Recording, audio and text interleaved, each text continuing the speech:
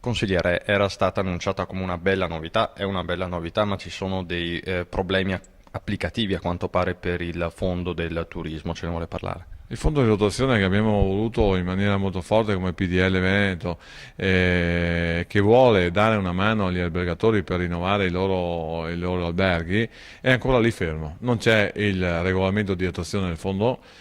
Questi 30 milioni che movimentano alla fine un 100 milioni di investimenti per quanto riguarda gli adeguamenti degli alberghi è lì fermo e non si sa a che fine abbia fatto. Allora abbiamo lanciato